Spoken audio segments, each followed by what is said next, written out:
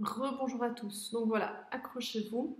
On va essayer de voir si un enfant atteint, si un enfant attendu par un couple est atteint ou pas d'une maladie génétique. Dans ce cas-ci, on a choisi la maladie qui s'appelle l'anémie falciforme ou la drépanocytose. Alors juste pour info, cette maladie, eh bien, je crois qu'on l'avait dit, mais c'est pas grave, elle donne aux globules rouges une mauvaise forme. C'est pour ça qu'on dit falciforme. Et donc, en fait, les globules rouges, au lieu des beaux disques biconcaves, ils sont en forme de faucilles. Ils vont se mettre les uns avec les autres, ils vont s'agglutiner, se coller, boucher les vaisseaux sanguins, et donc finalement, bah, c'est une maladie qui est mortelle. Okay, donc dans ces cas-là, eh bien, si on a un enfant qui est atteint de cette maladie, parce qu'en fait cette maladie est récessive, eh bien, donc deux personnes peuvent être hétérozygotes et avoir un enfant qui développe cette maladie. Donc cette maladie qui est extrêmement grave, on peut voir si un fœtus ou un embryon va l'avoir aussi ou pas. Okay, alors comment est-ce qu'on fait ça? Donc je vais vous montrer l'arbre généalogique d'une famille qu'on va étudier. Ça va? Voilà l'arbre généalogique d'une famille où il y a des cas de drépanocytose. Donc le vert clair, c'est les personnes saines, et le vert foncé, c'est là où la personne malade. Et vous voyez, comme on a un couple qui attend un bébé, un fœtus, ici, et on ne sait pas du tout quel va être son génotype, donc s'il va être malade ou pas.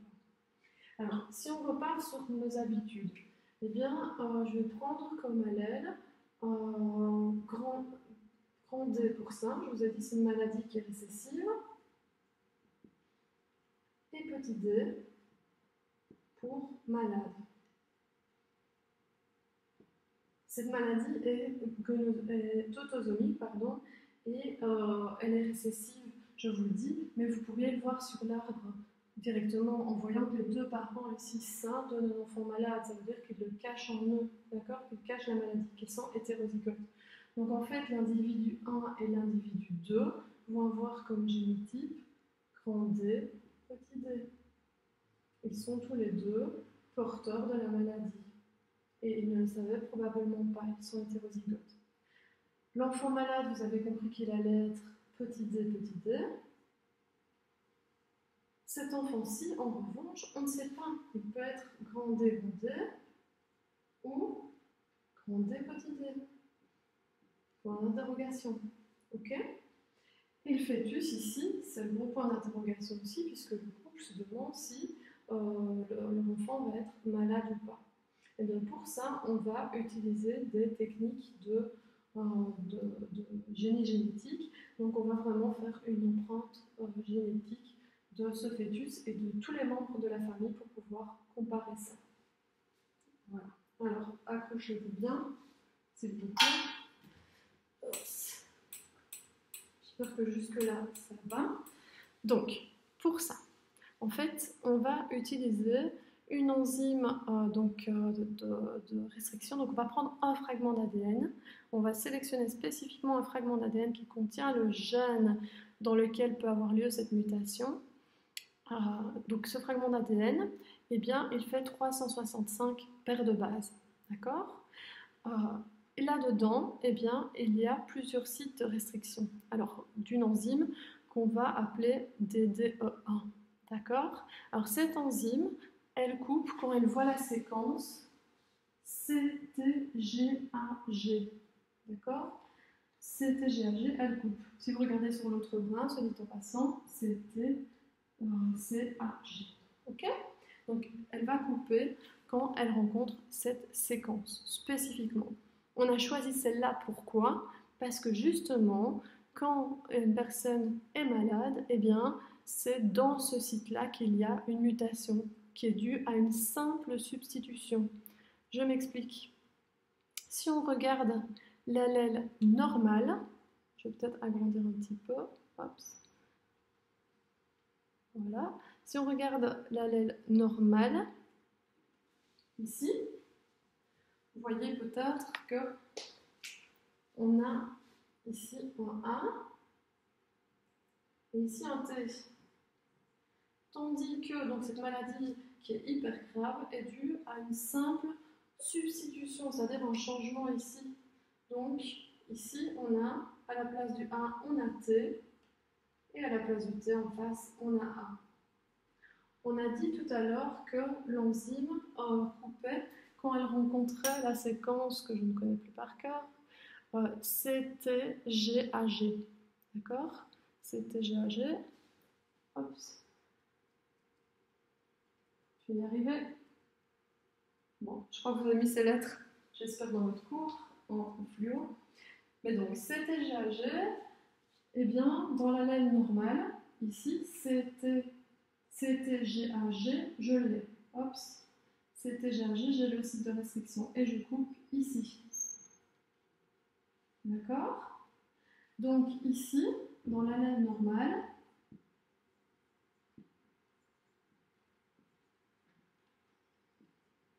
la laine normale que j'ai appelée tout à l'heure grand D, l'enzyme coupe.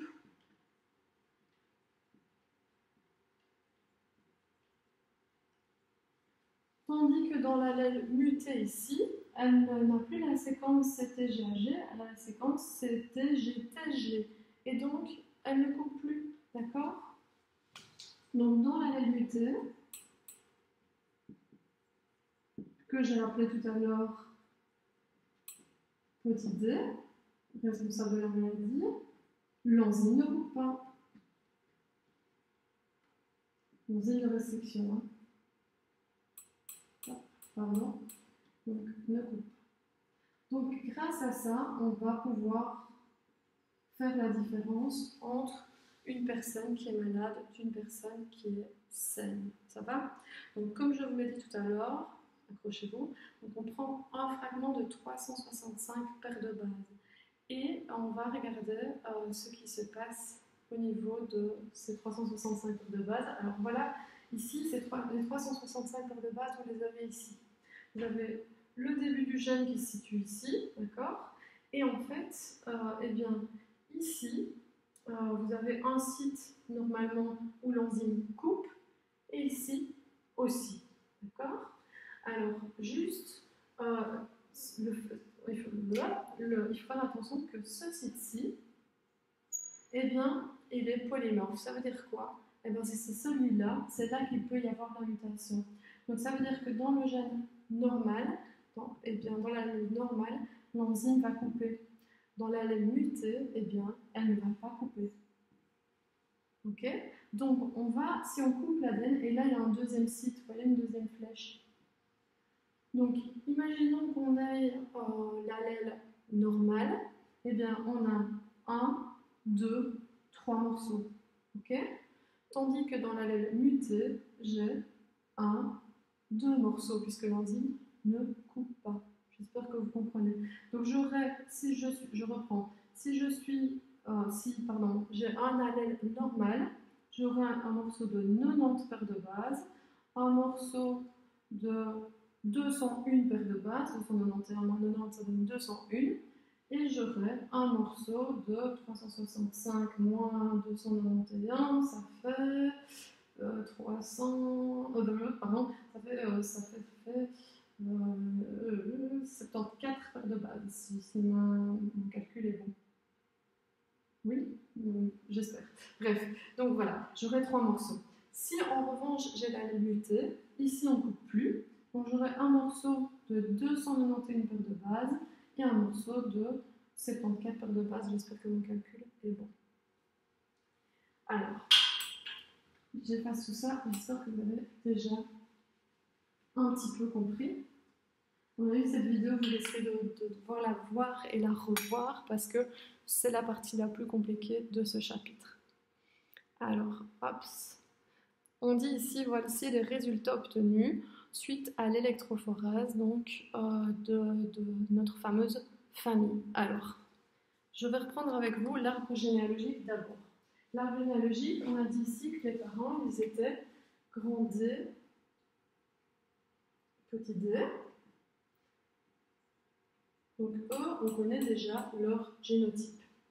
L'enfant malade, on connaît son génotype aussi, les petits d, petit d. Le fœtus, on ne sait pas. Et l'enfant numéro 1, il peut être soit grand D, soit grand D, petit d. Eh bien, notre analyse biochimique va nous permettre de déterminer justement le génotype de cet individu-ci, l'individu numéro 1. On va pouvoir voir s'il est porteur et aussi on va voir si le fœtus risque d'être porteur, d'être malade ou s'il va être vraiment sain. Alors, comment est-ce qu'on fait ça? Eh bien, je vous ai dit, on va couper grâce à cette fameuse enzyme de restriction qui reconnaît ou pas le site polymorphe, là dont je vous ai parlé, le premier site qui se trouve à, je ne sais plus combien, je vais un peu vite, excusez-moi, qui se trouve à 90 paires de bases, d'accord? Donc, ce site, donc si on a le bon gène, le bon allèle, eh bien, on va couper. Donc, je vous ai dit, on va avoir 3 morceaux. Si on a le mauvais allèle, on ne coupe pas, donc on a 2 morceaux. Je vais peut-être commencer par ça. Donc, je vais peut-être écrire ça juste en dessous. Donc, je vais mettre l'allèle grand D.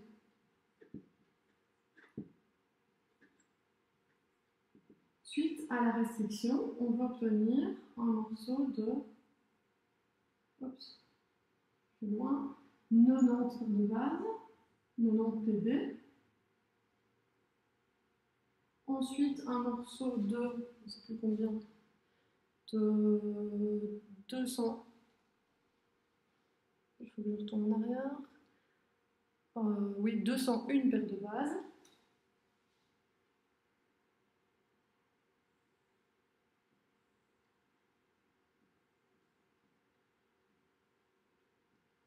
Donc 290, 201, et le dernier morceau qui fait 74, les calculs étaient mis tout à l'heure, 74 paires de bases. Donc j'aurai 3 morceaux pour l'allèle grand D. Tandis que pour l'allèle petit d,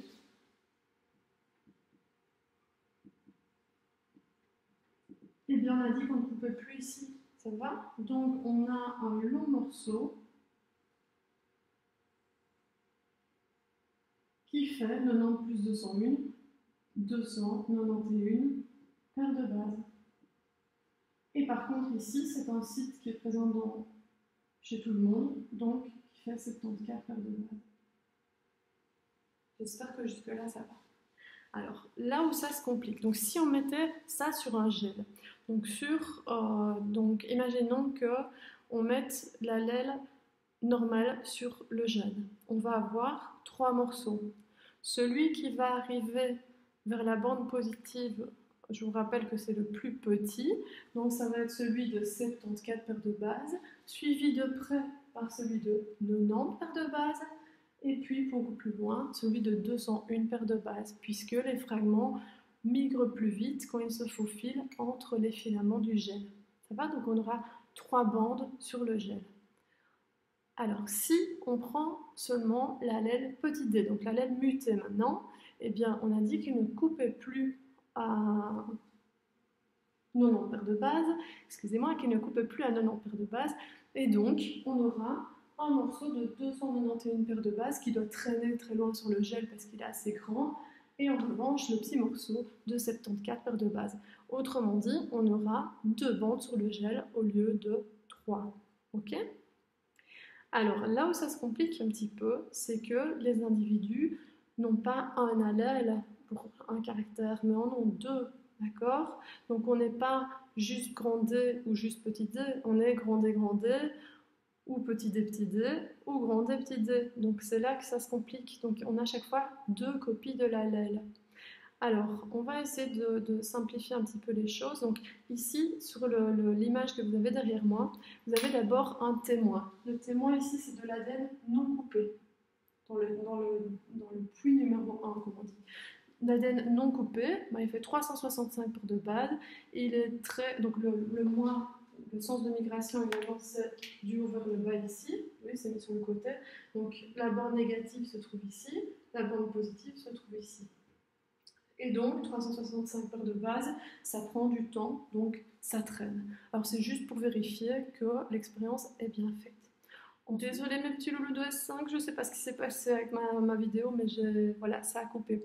Sorry, donc je suis obligée de mettre une deuxième. Voilà. Je continue. Donc, j'étais en train de vous raconter que donc, si on avait l'allèle grand D, eh bien, on avait 3 morceaux sur le gel. Si on a l'allèle petit d, on n'en a que 2. N'oubliez pas que nous avons les allèles en double exemplaire, donc on peut être grand D, petit d, ou petit d, petit d. Dans ce cas-là, on est malade. Alors, justement, allons voir donc, au niveau du gel. Je vous ai dit, le premier puits contient de l'ADN non digéré, donc non coupé. Ça veut dire qu'il fait 365 paires de base, il traîne dans le gel puisqu'il est grand, et il a vraiment du mal à se faufiler entre les mailles du gel. Alors, dans les puits suivants, on a l'ADN des parents. Je ne vais pas vous donner de suite, je ne vais pas analyser de suite les bandes qu'on y voit, mais je vais peut-être aller au puits numéro 4, dans lequel il y a le puits numéro 5, dans lequel il y a l'ADN de l'enfant malade. L'enfant malade, vous voyez ici, l'enfant malade, il est représenté ici, son ADN est visible ici. Eh bien, l'enfant malade, il a un fragment à 74 paires de base et un fragment à 291 paires de base. Il est petit d, on l'a dit. Petit d. Donc ça veut dire qu'il a 2 fois le mauvais gène. Donc forcément, on va couper 2 fois à 291 paires de base et à 74 paires de base. Donc on aura 2 morceaux sur le gel. Un de 74 paires de base qui va plus vite et un de 291 paires de base qui va beaucoup plus lentement. Ok? Alors, si je regarde ensuite, ça se complique un petit peu, mais le numéro 4. Le numéro 4, eh bien, c'est le premier enfant. Le premier enfant, eh bien, on voit qu'il a 3 morceaux sur le gel. 3 morceaux, ça veut dire quoi? Bonne nouvelle. Ça veut dire qu'il a un morceau justement à 74 paires de base, le voilà, un à 90 paires de base, le voilà, et un qui traîne à 201 paires de base, eh bien, donc ça veut dire qu'il a 2 fois l'allèle grand D. Donc, il n'a que le bon allèle. Donc, on peut déjà dire ici que, eh bien, il n'est pas hétérozygote et il ne risque pas de transmettre la maladie à ses enfants puisqu'il est grand D. D'accord? Alors, pour les parents qui sont hétérozygotes, et c'est là que ça se complique parfois pour certains élèves, les parents qui sont hétérozygotes, ils ont le bon allèle, grand D, et le mauvais, petit d. Donc, pour le bon allèle, on va couper en 3 endroits. À 90 paires de base, à 201 et à 74. Donc on aura 3 morceaux sur le gel. C'est les parents qu'on retrouve dans les puits numéro 2 et 3. Donc à 74 paires de base, j'ai dit 201 paires de base et 200, pardon, 74, 90 et 201. D'accord? Ça, c'est l'allèle qui dit tout va bien. En revanche, cette bande-là montre quoi? À 291 paires de base, elle montre que eh bien, l'enzyme ici n'a pas coupé dans le deuxième allèle qui est petit d. D'accord? Donc, les parents ont ces 3 morceaux-là sur le gel, mais ils ont aussi, en plus, un 4e morceau qui fait 291 paires de base et qui traîne derrière, parce qu'ils ont donc 2 fois cet allèle. Donc ici, on a x2, ici x1, ici x2 si vous voulez, en gros. Donc l'allèle grand D est responsable de ces 3 marques-là, et l'allèle petit d est responsable de cette marque-là et de cette marque-là. Ok? Voilà. Donc on sait voir que les parents sont hétérozygotes. Alors, pour répondre à la question, finalement, quel va être le génotype du fœtus? Le fœtus, vous voyez qu'il a lui aussi 4 barres. Ça veut dire qu'il a l'allèle grand D, puisqu'on coupe à 90 paires de base, 201, 74, 90, 201, 74, il a donné 3 morceaux.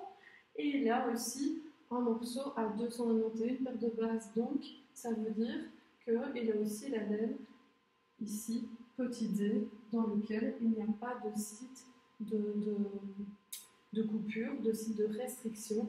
Donc, il a l'allèle mutée. Donc, son génotype, au final, va être grand D, petit d. Le voilà ici. Donc, vous comprenez qu'il est porteur de la maladie, mais qu'il ne l'a pas lui-même. Voilà, j'espère que vous avez compris ça. C'est vraiment certainement la partie la plus complexe du cours à comprendre, mais si vous l'avez bien comprise, je suis super contente. Sinon, n'hésitez pas et revenez vers moi avec des questions. Alors juste, je vais continuer ce cours par rapport aux empreintes génétiques, parce que le reste, à côté de ce qu'on vient de voir, c'est vraiment facile. Donc, pourquoi est-ce qu'on pourrait utiliser des tests donc faire des empreintes génétiques pour autre chose que pour le dépistage de maladies? Eh bien, par exemple, en police, voilà, je parle des méthodes policières, eh bien, regardez par exemple, on retrouve ici du sang du suspect. Donc on a un suspect, voilà, voilà son profil ADN. Vous voyez des barres qu'on voit plus ou moins bien ici au tableau, mais vous êtes dans le cours. Alors, on a retrouvé sur un pantalon du sang, là on ne voit pas grand chose.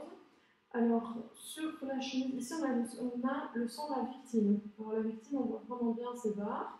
Alors, donc, on peut comparer et se dire, tiens, on retrouve du sang sur la chemise à un autre endroit sur la chemise, à qui appartient cet ADN? Est-ce que c'est au suspect? Parce que ça permettrait de prouver que le suspect a bien tué la victime. Et bien ici, dans ce cas-ci, non, puisque le sang retrouvé sur la chemise, vous voyez, les bandes sont vraiment au même endroit que le sang de la victime. Donc on peut juste dire que le sang retrouvé sur la chemise appartient à la victime et donc qu'on ne sait rien prouver dans ce cas-ci. Mais donc dans beaucoup de cas, l'ADN a résolu des histoires vraiment très compliquées. Donc voilà, mais le talent d'Achille de cette méthode, c'est qu'il faut qu'il y ait une banque de données pour qu'on puisse comparer l'ADN. Alors là, les gens ne sont pas toujours d'accord de donner leur ADN comme ça. Donc on le prélève pour les gens qui ont fait de la prison, qui ont fait, voilà, qui ont fait des choses assez graves. D'accord? Donc on prélève leur ADN pour mettre une banque de fichiers qui est disponible dans le monde entier pour pouvoir se passer les données et pour pouvoir comparer. Donc c'est comme ça qu'on retrouve des cold cases, des meurtres qui ont été perpétués il y a une vingtaine d'années. Parfois on retrouve de l'ADN bien plus tard. Et voilà, donc on trouve finalement le meurtrier qu'on a cherché pendant des années et des années. Voilà. C'est des techniques qui sont assez nouvelles, hein, ce que je vous explique ici. Okay, donc l'ADN, je vous en ai déjà parlé, hein, on a séquencé le génome humain vers les années 2000, donc ça fait moins de 20 ans. Okay, donc on est au balbutiement de la génétique, on n'est qu'au début, croyez-moi. C'est pour ça que je vous dis c'est passionnant. Alors, pourquoi aussi est-ce qu'on pourrait avoir besoin de faire une empreinte génétique? Eh bien, dans le cas de tests de paternité. Et je terminerai avec ça. Alors, ici, vous pouvez dans votre cours éventuellement tracer deux colonnes. Donc, si un enfant se demande si son père est bien son père, par exemple, eh bien, il peut réaliser donc une empreinte génétique. Donc, c'est-à-dire qu'on va choisir une enzyme de restriction et on va choisir la même enzyme de restriction pour les cellules de sa mère et les cellules de son père. Ok?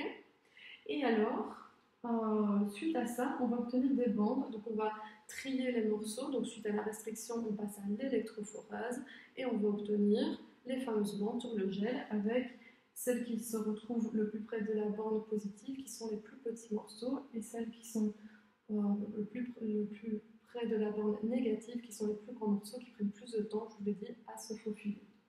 Et alors, si je regarde cet enfant ici, eh bien, l'enfant, est-ce qu'il a, c'est ça que vous devez regarder, est-ce qu'il a bien, est-ce que toutes les barres d'ADN présentes chez lui sont présentes chez un de ses parents? Eh bien, ici, oui, chez son père. Ici, oui, chez sa mère. Ici, oui, chez son père. Ici, chez sa mère. Chez son père, chez sa mère, chez son père. Là, on peut affirmer à coup sûr que le père est bien le père de l'enfant, parce qu'on retrouve toutes les bandes d'ADN de l'enfant chez le papa ou chez la maman. En revanche, ici, donc deuxième famille, eh bien, on a l'enfant, donc vous voyez qu'il n'y a pas de bande ni chez la mère ni chez le père. Ici, c'est bien, il est bien chez la mère, donc ok, mais ici, il n'y a pas chez le père. Donc là, il y a un souci visiblement. Ici, on ne retrouve pas la bande, on retrouve la bande chez la mère, donc ça c'est ok. Là, on ne la retrouve pas chez le père. Ici, on retrouve la bande chez la mère, c'est ok. Ici aussi, c'est ok, mais là, on ne la retrouve pas chez le père. Et bien là, on peut exclure malheureusement la paternité. Voilà, donc j'espère que vous avez compris ce que je vous ai raconté. Vous savez quoi? Une bonne nouvelle. Nous avons terminé le cours de génétique. J'espère que vous avez compris. Sinon, n'hésitez pas, je suis à votre disposition si vous avez des questions. Ça va? N'hésitez pas. Portez-vous bien, ne sortez pas. Plein de bisous, je vous embrasse. De loin.